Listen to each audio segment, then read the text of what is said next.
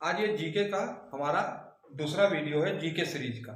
हमने पहला वीडियो जो बनाया था वो खाद्य सुरक्षा अधिनियम पे बनाया था। आज हम दूसरा ये वीडियो बनाने जो जीके सीरीज का करने वाले हैं, ये हम करने वाले हैं जननी सुरक्षा योजना। तो आज का जो हमारा कार्यक्रम है वो जननी सुरक्षा योजना को समझ लेना है। जननी सुरक्षा योजना को समझ लेना, जननी सुरक्षा योजना को हमें समझ लेना है। देखिए, जननी सुरक्षा जो योजना है या फिर ग्रामीण क्षेत्र की स्वास्थ्य से रिलेटेड जितनी भी योजनाएं वो आपको बहुत ध्यान से समझना है। चाहे आप तैयारी किसी भी वर्ग की कर रहे हो, मगर इन सब में कुछ महत्वपूर्ण योजनाएं भारत की हैं, जैसे कि खाद्य सुरक्षा अधिनियम हो गया, जैसे कि मनरेगा हो गया, जैसे कि जननी सुरक्षा योजना हो गई। तो इन योजनाओं का क्रमबद्ध तरीके से आप लोग बना लेना, अपने नोट्स पे नोट्स बना लेना। और अगर नहीं नोट्स बनाते हो तो प्लेलिस्ट चला के अपना 1 2 3 4 करके देख लेना। तो ये जननी सुरक्षा योजना जो है कार्यक्रम, इस पर आज हम लोग की चर्चा होगी। तो सबसे पहले बात करते हैं कि उद्देश्य क्या है, लक्ष्य क्या है। तो सबसे पहली बात, लक्ष्य क्या है योजना का। जब आई योजना कब आई? योजना आई 2005 में। कब 2005 में? तो 12 अप्रैल 2005 में। क्यों 12 अप्रैल 2005 को? क्यों? क्योंकि भारत ने एनआरएचएम की शुरुआत 12 अप्रैल 2005 से ही की। एनआरएचएम का मतलब तो नेशनल रूरल हेल्थ मिशन, मतलब कि राष्ट्रीय ग्रामीण स्वास्थ्य मिशन। तो राष्ट्रीय ग्रामीण स्वास्थ्य मिशन, राष्ट्रीय ग्रामीण स्वास्थ्य मिशन, भारत ने 12 अप्रैल 2005 को राष्ट्रीय ग्रामीण स्वास्थ्य मिशन शुरू किया था और उसी के अंतर्गत एक योजना चलाई थी, जननी सुरक्षा योजना। तो जननी सुरक्षा योजना भी 12 अप्रैल 2005 को शुरू हुई। योजना का लक्ष्य क्या था? तो योजना का लक्ष्य एकदम क्लियर है कि जननी की सुरक्षा करना है, मतलब कि माता एवं नवजात शिशु जो जन्म लिया है, नवजात शिशु,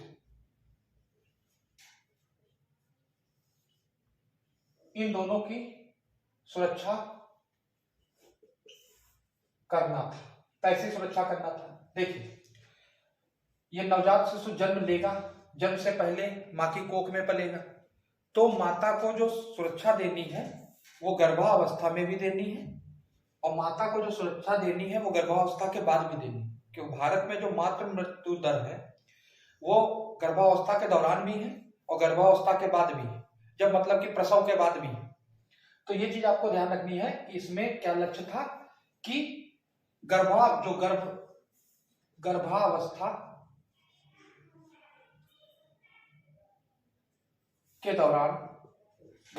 के दौरान एवं प्रसव के बाद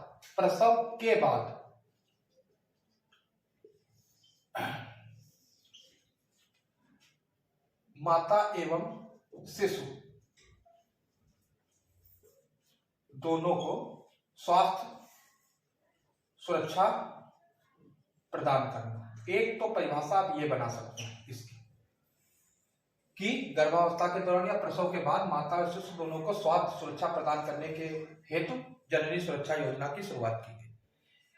एक परिभाषा इसकी और भी आप लिख सकते हैं, जैसे कि दूसरी परिभाषा आप क्या लिख सकते हैं इसकी, जैसे कि दूसरी परिभाषा आप ये लिख सकते हैं कि गर्भवती जो महिला है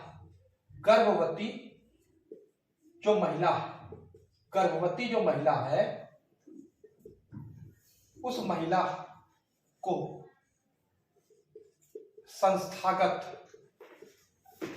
उस महिला का संस्थागत प्रसव कराना। अब कैसा कराना? तो सुरक्षित कराना। तो संस्थागत सुरक्षित प्रसव कराना। जो गर्भवती महिला है उसका संस्थागत प्रसव कराना। अब कैसा प्रसव कराना? तो सुरक्षित प्रसव कराना। इस योजना का लक्ष्य था। संस्थागत का मतलब जिला अस्पताल में करा सकते हैं, तो जिला अस्पताल, अस्पताल। इसके अतिरिक्त प्राथमिक स्वास्थ्य केंद्र में करा सकते हैं, तो प्राथमिक स्वास्थ्य केंद्र में करा सकते हैं, तो प्राथमिक स्वास्थ्य केंद्र में आप जो है उपचार करा सकते हैं, मतलब कि प्रसव करा सकते हैं। प्राथमिक स्वास्थ्य केंद्र में प्रसव करा सकते हैं। तो ये चीज आपको ध्यान रखना है कि इसका उद्देश्य क्या है या लक्ष्य क्या है, क्योंकि किसी कोई भी जब योजना होगी उसके मेन प्राण है उसके लक्ष्य। लक्ष्य का मतलब जैसे खाद्य सुरक्षा अधिनियम कल आप पढ़े थे, उसमें लक्ष्य एकदम क्लियर था कि ज्यादा से ज्यादा लोगों को वहनीय मूल्यों पर अनाज उपलब्ध कराना है। इसका लक्ष्य क्या है कि गर्भवती महिला जो होगी उसको निकटतम स्वास्थ्य केंद्र पर ले जाना और साथ में उसका सुरक्षित प्रसव कराना है। ये इसका उद्देश्य है। क्यों ऐसा उद्देश्य है, तो इसका जवाब एकदम क्लियर है कि भारत में मातृ मृत्यु दर और जो शिशु मृत्यु दर है, शिशु जो मृत्यु दर है उनमें कमी लाना, जिससे कि माता और शिशु दोनों सुरक्षित जीवन जी सकें। इसके उद्देश्य से जननी सुरक्षा योजना को NRHM के थ्रू 12 अप्रैल 2005 को भारत ने शुरू किया था, जो कि पूरी तरीके से केंद्र प्रायोजित का मतलब है कि 100% जो राशि है वो केंद्र सरकार के द्वारा दी जाएगी। तो मुख्य रूप से केंद्र प्रायोजित योजना है। 100% जो राशि दी जाएगी वो केंद्र सरकार के द्वारा ही दी जाती है। तो ये तो बात हो गई कि योजना का उद्देश्य क्या है, लक्ष्य क्या है, मतलब कि योजना का लक्ष्य क्या है, उद्देश्य क्या है और योजना क्यों चलाई गई। तो ये तो बात हो गई इसके प्रारंभिक दौर पर। अब प्रश्न ये है कि एक चित्र के द्वारा हम समझते हैं कि योजना है क्या। देखिए,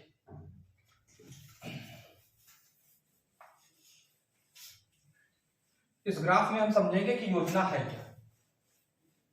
देखिए, बहुत ध्यान से समझिएगा ग्राफ, बहुत ध्यान से ग्राफ समझिएगा।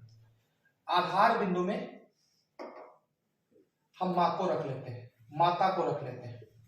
कैसी? गर्भवती माँ। तो गर्भवती माता को रख लेते हैं, या गर्भवती महिला को शब्द ज्यादा सही है, तो गर्भवती महिला को रख लेते हैं। कोई भी गर्भवती महिला को हमने आधार बना लिया है। अब जननी सुरक्षा योजना हम कर रहे हैं, तो इसको हम कैसे समझेंगे, ध्यान से समझिए। ये जो गर्भवती महिला है, ये महिला या तो ग्रामीण क्षेत्र की होगी या शहरी क्षेत्र की होगी, दोनों क्षेत्र की हो सकती है। तो ग्रामीण क्षेत्र की हो सकती है, शहरी क्षेत्र की हो सकती है, ये चीज आपको ध्यान रखनी। अब इसी में चीजें जुड़ेंगी।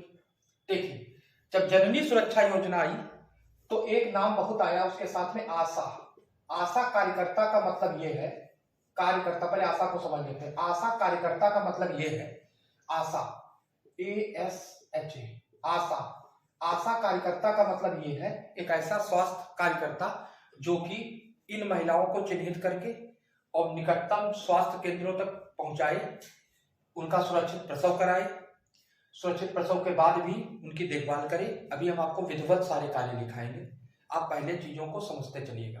तो आशा का मतलब एक्रीडिटेड सोशल, तो सोशल, HEALTH हेल्थ, और एक्टिविस्ट मतलब कि एक्रीडिटेड सोशल हेल्थ एक्टिविस्ट, मतलब कि आशा। तो आशा को आपको याद रखना है। आशा कार्यकर्ता का इसीलिए रखा गया था कि आशा कार्यकर्ता जो है वो गर्भवती महिलाओं को निकटतम स्वास्थ्य केंद्रों में ले जाएंगी। क्यों ले जाएंगी? क्योंकि आशा कार्यकर्ता की जगह गांव वाले दाई को बुला लेते थे, ठीक है। और दाई के नाखून कैसे हैं, दाई नहाती है नहीं नहाती है, इन सब के बारे में किसी को कुछ पता नहीं होता था। जब प्रसव कराया जाता था तो बड़े बड़े नाखूनों के माध्यम से बच्चे को जब निकाला जाता था तो गर्भाशय कैंसर, इसके अतिरिक्त जब अन्य चीजों में बात आती थी तब भी दाई का जो प्रशिक्षण, तो सही दाई भले ही अनुभवी हो, मगर दिक्कत ये थी कि दाई के साथ में दाई वो मानक पूरे नहीं कर पाती थी, जिसके कारण बहुत सारी महिलाएं जो थी वो आगे चलकर मृत्यु के शिकार हो जाती थी। इसलिए इसके स्थान पर आशा कार्यकर्ता जो कि प्रशिक्षित होंगी, उनके माध्यम से गर्भवती महिलाओं का प्रसव कराने की एक योजना थी 2005 में, जिससे कि मातृ मृत्यु दर और शिशु मृत्यु दर दोनों कम हो सके। तो हमने आशा का मतलब समझ लिया, एक्रीडिटेड सोशल हेल्थ एक्टिविस्ट। शुरुआत में जब योजना आई तो 1000 पर एक आशा रखी गई, आशा रखी गई। अब ये तो बात एकदम क्लियर है कि 1000 महिलाओं पर ही होगा, 1000 पुरुषों पर नहीं होगा। तो 1000 महिलाओं पर एक आशा रखी गई शुरुआत में। तो कहने का मतलब साफ साफ ये था कि आशा को इसलिए रखा गया कि निकटतम स्वास्थ्य केंद्रों पर और इन महिलाओं का सुरक्षित प्रसव करा लिया जाए। ओके, तो हम इस चित्र में ये बात समझ गए आशावादी। तो गर्भवती महिला क्या करेगी? ग्रामीण की भी हो सकती है, शहरी की भी हो सकती है। अब ये करेगी क्या? आशा की ये जिम्मेदारी है कि वो इसको निकटतम, अगर वो जिले में रहती है तो जिला अस्पताल, अगर वो गांव में रहती है या ग्रामीण क्षेत्रों में रहती है तो प्राथमिक जो स्वास्थ्य केंद्र होते हैं, तो प्राथमिक जो स्वास्थ्य केंद्र होते हैं वहां तक ले जाना और पंजीकरण कराना। तो पंजीकृत कराने का काम, पंजीकरण कराना आशा के माध्यम से करवा सकते हैं आप पंजीकृत। आप खुद भी जाके पंजीकरण करा सकते हैं, हालांकि आशा को बीच में डाल दिया जाता है। तो पंजीकृत जो है कराना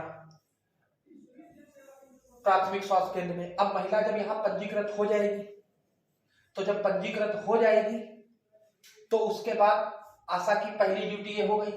आशा की एक और ड्यूटी है इसके अलावा कि महिला को पंजीकृत कराने के बाद प्रसव के समय, मतलब महिला गर्भवती महिला का प्रसव के साथ जब प्रसव होगा उसके बीच में, मतलब कि लगभग 9 महीने के बीच में 3 बार पूर्व प्रसव जांच कराना अनिवार्य। 3 प्रसव जांच करा लो कि बच्चा किस कंडीशन में पेट में, तो 3 बार प्रसव जांच कराना। इसके अतिरिक्त मां को टिटनेस, देखिए एक चीज आप समझ लीजिए, ये जो आप पढ़ रहे हो ये कोई ऐसी वनलाइनर योजनाएं हम नहीं आपको पढ़ा रहे हैं कि ये सर जी ये बोर्ड भर गया है, सर जी हम लिख नहीं पा रहे हैं, सर जी दिख नहीं सही से रहा है, क्योंकि हम लोग अपनी तरीके से लगभग आपको सारी चीजें बोल रहे हैं और हर योजना पूरी पढ़ाने इतना हम लोगों को कवर कर लेना है कि आप लगभग सारे एग्जाम में कवर कर जाओ। तो ये बोर्ड भरेंगे, आप बार बार रिवाइंड करके देख लीजिए, आप रोक के वीडियो देख लीजिए, मगर ये बोर्ड कह दो कि नहीं भरेंगे या एक बोर्ड पर एक चीज लिखेंगे, तो ये चीज आप बहुत ध्यान से समझ लो। इस सीरीज में बोर्ड भरेंगे और कई बोर्ड भरेंगे और कई रजिस्टर भरेंगे आपके, तो इस बात को बिल्कुल ध्यान से समझिए। इसमें बोर्ड भरेंगे, बहुत ध्यान से समझने वाली चीज है। ये वीडियो वाले नहीं कि पीछे छाप दिए और आगे खड़े होके बोल दिए और निकल दिए, ये बात आप लोग बहुत ध्यान से समझ लीजिए। इसमें बोर्ड भी भरेंगे, इसमें कॉपी भी भरेंगे। तो हम जो बता रहे हैं कि ग्रामीण जो टिटनेस का इंजेक्शन, जैसे गर्भवती महिलाएं हैं तो आशा क्या करती थी, इनका 3 बार पूर्व प्रसव की जांच कराना और साथ में टिटनेस का इंजेक्शन जैसे हो गया तो टिटनेस का इंजेक्शन हो गया। साथ में जो आयरन फॉलिक एसिड की गोलियां होती हैं, तो आयरन फॉलिक एसिड की गोलियां, क्योंकि इस प्रकार की महिलाओं में आयरन की मात्रा लगातार कम हो जाती है। क्यों? क्योंकि खून शरीर से ज्यादा निकलना करता है, इसे हीमोग्लोबिन के माध्यम से बाहर निकल जाता है। तो कहने का मतलब यह है कि आयरन फॉलिक एसिड की गोलियां आदि प्रोवाइड कराना आशा का काम था। इसके अतिरिक्त ऐसी गर्भवती महिलाओं को जो जननी सुरक्षा योजना के अंतर्गत भी आती हैं, इन गर्भवती महिलाओं को चिन्हित कर कर और नजदीकी स्वास्थ्य केंद्र में इसकी जानकारी देना कि प्रसव जो है लगभग इतने पर होगा, जिससे कि अगर प्रसव के दौरान जरूरत पड़े तो तुरंत एम्बुलेंस उनको उपलब्ध हो सके। तो इसके लिए आशा को वहां तो पंजीकरण में इसका विवरण देना पड़ता था। अपने नजदीकी जो आंगनबाड़ी केंद्र है उसमें भी आशा कार्यकर्ता को इन महिलाओं को जो पात्र रखती हैं, जननी सुरक्षा योजना के अंतर्गत आती हैं, इन महिलाओं को क्या करना पड़ता था, इन महिलाओं को आज भी आंगनबाड़ी में आपको जो है बताना पड़ता है या फिर नाम लिखाना पड़ता है। तो ये आशा का काम था। इसके अतिरिक्त प्रसव के दौरान महिला के साथ रहना, उस स्वास्थ्य केंद्र में भी महिला के साथ रहना।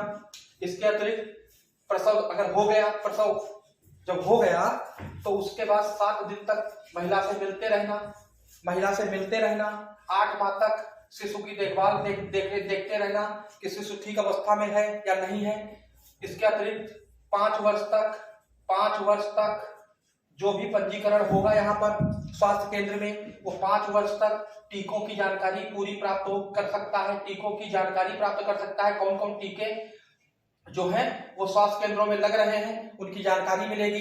इसके अतिरिक्त आपके बच्चे को 5 वर्ष तक निशुल्क क्या मिलेगा? टीका मिलेगा, मतलब टीका लगवा सकते हैं, निशुल्क टीका मिलता है या फिर टीकाकरण करवा सकते हैं मतलब 5 वर्ष तक अपने बच्चे का। तो ये सारी चीजें जो है आशा के कार्य है। इसके अतिरिक्त आशा का एक और कार्य है परिवार नियोजन भारत ने 1952 को शुरू किया था। इसकी पूरी जानकारी देना जिससे कि आगे जो है जनसंख्या ना बढ़ सके। तो ये भी आशा के अंतर्गत ही रखा गया काम है। आशा इसको करे ना करे वो अलग बात है, मत करती होंगी। तो कहने का मतलब क्लियर बात। तो परिवार नियोजन जो कार्यक्रम उसकी जानकारी बताना। अगर दो बच्चे हो चुके हैं तो उनको नसबंदी के लिए पुरुषों को जो है वो महिला से बात करना जिससे कि परिवार नियोजन जो है वो भारत में सही तरीके से लागू हो सके। तो ये सारी चीजें हैं जो कि आशा के प्रारंभिक कार्यों में आती हैं या जननी सुरक्षा योजना के अंतर्गत इनकी बात की जाती है। ये तो बात हो गई इस चित्र की। समझ पा रहे हैं आप बात को? ये काफी भर गया है चित्र, मगर मुझे ऐसा विश्वास है कि मेरी बात आप तक बहुत ध्यान से पहुंच रही है। आप वीडियो को 1-2 बार रिवाइंड कर अपनी बात सही से लिख लें। तो ये तो बात हो गई यहां तक की आपकी कि आशा का क्या काम है। अब हम जननी सुरक्षा योजना के अंदर उतरकर एक चार्ट बनाने वाले हैं दूसरा, जिसमें हम समझाने वाले हैं कि महिला को कैसे क्या मिल रहा है। तो इस चार्ट को इसके बाद हम बनाने वाले हैं बच्चों, आप भी बनाइए।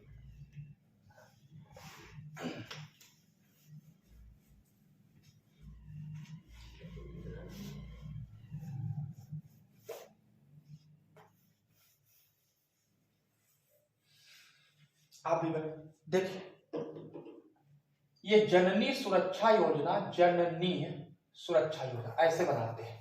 एक सबसे पहले ऊपर लिखते हैं NRHM। तो NRHM हो गया। इसके अंतर्गत जननी सुरक्षा योजना हो गई। तो जननी सुरक्षा योजना हो गई, तो आप इसको जननी सुरक्षा योजना यहां लिख सकते हैं इसके नीचे, जननी सुरक्षा योजना। इसमें 2 योजनाएं और साथ में मर्ज है आजकल। एक सुरक्षित मातृत्व योजना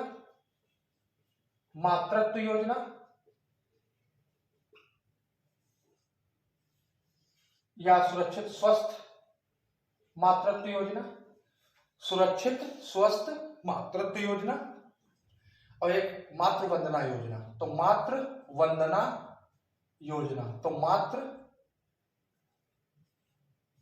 वंदना योजना आती है। जननी सुरक्षा योजना स्वास्थ्य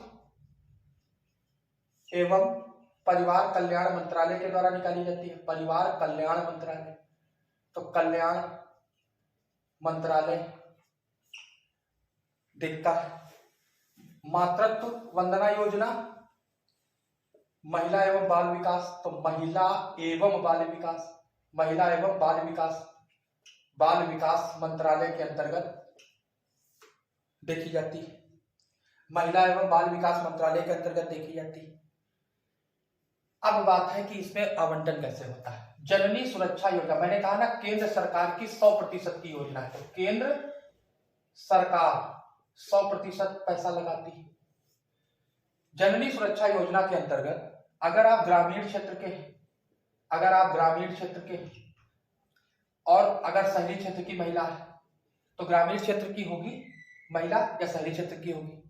अगर ग्रामीण क्षेत्र की है तो अगर यहां पर ग्रामीण क्षेत्र की तो 1400 रुपए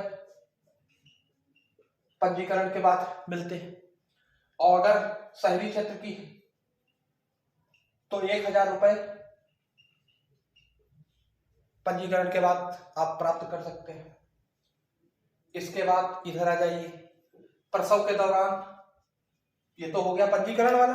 प्रसव के दौरान मतलब जो जन्म हो रहा होगा बच्चे का, प्रसव के दौरान, तो प्रसव के दौरान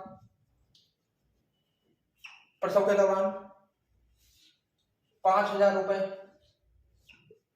प्रदान किए जाते हैं दोनों को। हर प्रसव पर आशा को 1,000 रुपए दिया जाता है, तो आशा को 1,000 रुपए प्रदान किए जाते हैं हर प्रसव पर आशा को 1,000 रुपए प्रदान किए जाते हैं। प्रसव के दौरान 5,000 रुपए मातृ वंदना योजना के अंतर्गत केंद्र सरकार प्रोवाइड कराती है।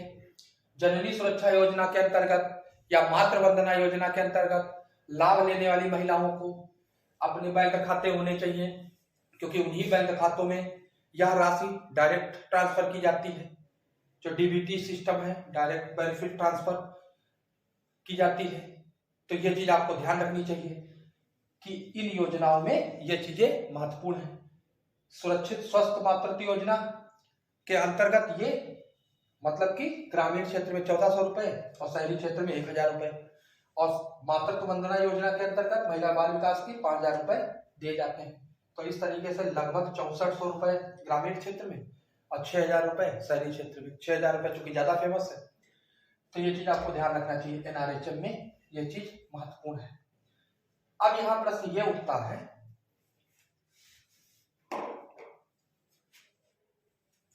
कि इसके अंतर्गत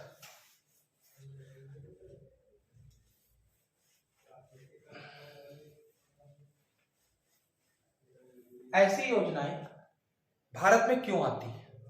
जैसे कि एक योजना हमने आपकी 2005 में बनाई, जननी सुरक्षा योजना, हम आपको पढ़ा रहे हैं। तो एक बहुत अच्छा प्रश्न है कि ऐसा क्यों होता है। देखिए भैया, हमने आपको क्या बताया, माता और शिशु। माता शिशु का मतलब एकदम क्लियर है। शिशु में 2 कैटेगरी होती तो 2-3 कैटेगरी। शिशु में एक कहते हैं नवजात शिशु, तो नवजात शिशु एक होता है शिशु। तो नवजात शिशु का मतलब है जन्म से और 1 माह तक ये नवजात है, और 1 माह से लेकर के 3 साल तक ये शिशु है। तो ये चीज आपको ध्यान रखना, साइड में पड़ा रहने देना।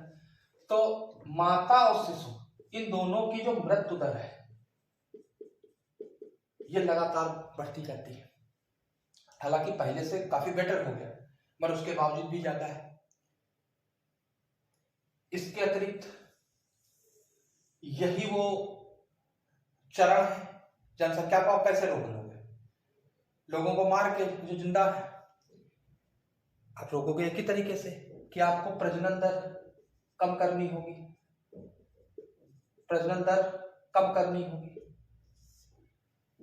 और जो प्रजनन के अंतर्गत आ चुके हैं इस दुनिया में, उनमें आपको ध्यान रखना चाहिए कि उनमें माँ और उसका होने वाला बच्चा सुरक्षित रहे।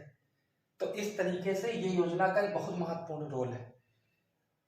आप कहें कि सर हमको डाटा में बताइए, थ्योरी में समझ में नहीं आ रहा है, तो आपको डाटा में बताते हैं। देखिए, अभी हाल ही में उत्तर प्रदेश ने अपनी जनसंख्या नीति लागू की। तो उत्तर प्रदेश जनसंख्या नीति 2021 से 30 अभी लागू की थी। कब लागू की थी? 11 जुलाई को लागू की थी। 11 जुलाई को क्यों? 2021 को 11 जुलाई को ही क्यों? क्योंकि विश्व जनसंख्या दिवस मनाया जाता है। तो विश्व जनसंख्या दिवस मनाया जाता है। सुबह 11:30 बजे माननीय योगी जी ने, जो कि यूपी की है, तो माननीय योगी जी ने इस जनसंख्या नीति की घोषणा की थी, जो कि 2021 से 30 तक है। मतलब कि 2021 से 30 तक है। अब जरा इसका एक चार्ट बनाते हैं, सिर्फ इस योजना को करने के लिए सिर्फ 2-3 चीजें समझते हैं। इस योजना का लक्ष्य था कि 2021 की वर्तमान की, बीच में इन्होंने एक जो है बैरियर डाल दिया 2026 वाला, और 2030 तक। मुख्य रूप से 2021 से 30 ही तक है। मगर योजना जब 10 साल की हो जाती है तो योजना में क्या क्या बदलाव करने चाहिए जिससे कि हम मनवांछित लक्ष्यों तक पहुंच जाए तो बीच में एक दो बैरियर बनाना जरूरी है। जैसे कि आपका एग्जाम 1 साल के बाद है, तो आप क्या करेंगे? आप 1 साल की योजना बनाएंगे कि पहले 2-3 महीने की योजना बनाएंगे? पहले 2-3 महीने की योजना बनाएंगे। तो इसी क्रम में 2026 को बीच में डाल दिया गया है। अब जरा ये तीनों चीजें डाल दें। प्रजनन दर, प्रजनन दर, प्रजनन दर। वर्तमान में यूपी की हम बता रहे हैं, यूपी की, उत्तर प्रदेश की, उत्तर प्रदेश की, उत्तर प्रदेश की प्रजनन दर, प्रजनन दर यूपी की वर्तमान में 2.7 है, 2.7 है प्रजनन दर, 2.7 है। अब आप समझिए, भारत की प्रजनन दर वर्तमान की है 2.2। यूपी भारत को भी फेल कर दिया है, तो यहां की जनसंख्या पाकिस्तान से ज्यादा होगी। तो बात आप समझ पा रहे हो कि नहीं समझ पा रहे हो? तो कहने का मतलब यह है कि हम लोगों को, उत्तर प्रदेश के जो लोग हैं या पूरे भारत के लोग, ये जो विषय है प्रजनन, ये मतलब कि जनसंख्या का, ये बहुत महत्वपूर्ण विषय है। क्योंकि जनसंख्या अगर विस्फोट ऐसे चलता रहा तो स्थिति एक दिन अनियंत्रित हो जाएगी। हमारे हित में सबके यही है। तो 2021 में 2.7 है वर्तमान की, इसको 2026 तक 2.1 लाना और 2030 तक 1.9 कर देना। जनसंख्या नीति 2021 से 30 तक का लक्ष्य। इसी तरीके से हमने बात की मातृ मृत्यु दर की, तो मातृ मृत्यु दर की हमने बात की, वर्तमान में 197 प्रति हजार पर है, 197। इसको घटा के पहले 2026 तक 150 करना और इसके बाद घटा के 98 कर देना, इस जनसंख्या नीति का लक्ष्य। इसके अतिरिक्त शिशु मृत्यु दर, तो शिशु मृत्यु दर वर्तमान में 43, इसको 32 तक का पहुंचाना, उसके बाद 22 कर देना। इसके अतिरिक्त 1 से 5 वर्ष तक के बच्चे की देख लेते हैं, तो 1 से 5 वर्ष तक जो बच्चे की जो मृत्यु दर है, 1 से 5 वर्ष तक के बच्चों की जो मृत्यु दर है वो वर्तमान में 47, इसको करना है 35 और फिर कर देना है 25। बात आप समझ लीजिए चार्ट को। प्रजनन दर 2002 इस समय 2.7, 2026 तक 2.1, 30 तक 1.9। शिशु मृत्यु दर 43, 32, 22। मातृ मृत्यु दर 197, 150, 98। 1 से 5 वर्ष तक के बच्चों की मृत्यु दर 47 है, इसको घटा के 35 करना है, फिर घटा के 25 कर देना है। तो ये चीज आपको ध्यान रखना चाहिए। इसीलिए योजनाओं का बहुत महत्वपूर्ण रोल है। जननी कार्ड बनाए जाते हैं, बाकायदा जननी कार्ड बनाए जाते हैं, जो कि प्राथमिक केंद्रों पर बनते हैं, और अगर जिला में हो तो जिला केंद्रों पर बन जाते हैं ये कार्ड। तो ये चीज आपको ध्यान रखना चाहिए कि उत्तर प्रदेश की क्या भूमिका है इसमें, और उत्तर प्रदेश किन किन मानकों पर यह 2021 से 30 तक की जनसंख्या की नीति बनाई, तो ये चीज आपको ध्यान रखना चाहिए।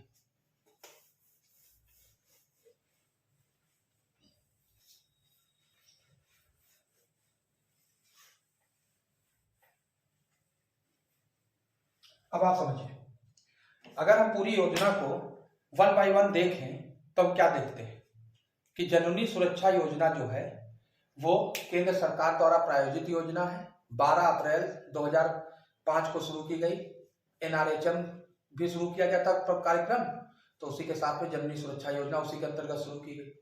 लक्ष्य था कि नजदीकी स्वास्थ्य केंद्रों तक गर्भवती महिलाओं को सुरक्षित संस्थागत प्रसव प्रदान करवाना। इसके लिए आशा कार्यकर्ता नियुक्त किए गए। आशा कार्यकर्ताओं के काम भी निश्चित किए गए कि आपको पंजीकरण करना है। जननी सुरक्षा के अंतर्गत जो पात्र महिलाएं हैं, क्योंकि शुरुआत में इसमें BPL शामिल था, तो जो पात्र महिलाएं हैं उन पात्र महिलाओं को चिन्हित करना, पड़ोस के आंगनबाड़ी तक इसकी सूचना पहुंचाना, उनको ले जाके पंजीकरण कराना। पंजीकरण के बाद और प्रसव के बीच में गर्भावस्था के दौरान ही 3 पूर्व प्रसव जांच कराना। फॉलिक एसिड, जो आयरन फॉलिक एसिड की गोलियां बांटना। इसके अतिरिक्त टिटनेस के इंजेक्शन आदि सबको देखना, ये सब आशा के काम थे। इसके अतिरिक्त प्रसव के दिन एम्बुलेंस की व्यवस्था करके ले जाना, 7 दिन तक महिला के साथ में मिलते रहना, प्रसव के बाद 8 माह तक शिशु को की देखरेख में रहना, परिवार नियोजन के बारे में बताना। इन सब के बाद आशा को कितना वेतन मिलता है? इन सब के बाद आशा को वेतन मिलता था 1500 देती थी केंद्र सरकार और 750 रुपया देती थी राज्य सरकार, मतलब कि यूपी। अभी हाल ही में यूपी ने इसमें 750 रुपया और बढ़ा दिया, मतलब दुगना कर दिया, तो कुल मिलाकर टोटल हो गया 3000। तो वर्तमान में आशा कार्यकर्ताओं का ये वेतन है। प्रति प्रसव उनको 1000 रुपए दिए जाते हैं अलग से, प्रति प्रसव उनको 1000 रुपए अलग से दिए जाते हैं। तो ये जननी सुरक्षा योजना के अंतर्गत आता है। हमने बताया महिलाओं को क्या मिलता है। ग्रामीण क्षेत्र में अगर कोई महिला है तो 1400 रुपए, शहरी क्षेत्र में अगर कोई गर्भवती महिला है तो 1000 रुपए इसके अंतर्गत मिलते हैं, अगर आप पंजीकरण जब कराते हैं तब। उसके बाद इसके अंतर्गत 2 और योजनाएं हमने बताई। सुरक्षित स्वस्थ मातृत्व योजना, जिसके अंतर्गत ये पैसे मिले आपको। अब प्रसव के दिन या प्रसव के बाद आपको 5000 रुपए की महिला एवं बाल विकास के द्वारा मातृ वंदना योजना के अंतर्गत राशि उपलब्ध करा दी जाएगी। इसके अतिरिक्त आंगनबाड़ी केंद्र जो भी अपनी सुविधाएं दें या गर्भवती महिलाओं के प्रसव के बाद की जो सुविधाएं दें वो उनके थ्रू आती है। तो इस तरीके से जननी सुरक्षा कार्यक्रम जो था ये माता और शिशु दोनों की सुरक्षा से संबंधित था। बच्चों, एक चीज और हमने आपको बताई, इसी में हमने उत्तर प्रदेश की जनसंख्या नीति बताई। उत्तर प्रदेश की जनसंख्या नीति 2021-30 को आप इस पे डाल के देख लो। प्रजनन दर वर्तमान में यूपी की 2.7 है, भारत की 2.2 है, याद रखना। इसके अतिरिक्त इसको उठाकर 2.7 से 2026 तक 2.1 करनी है और 2030 तक 1.9 करनी है।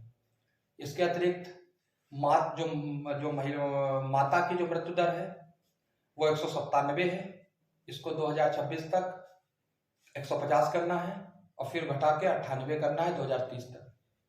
जो शिशु मृत्यु दर है 43 है, इसको 32 पे लाना है, फिर 22 पे लाना है। 1 से 5 वर्ष तक के बच्चों की मृत्यु दर 47 है, इसको 35 पे लाना है, फिर 25 पे लाना है।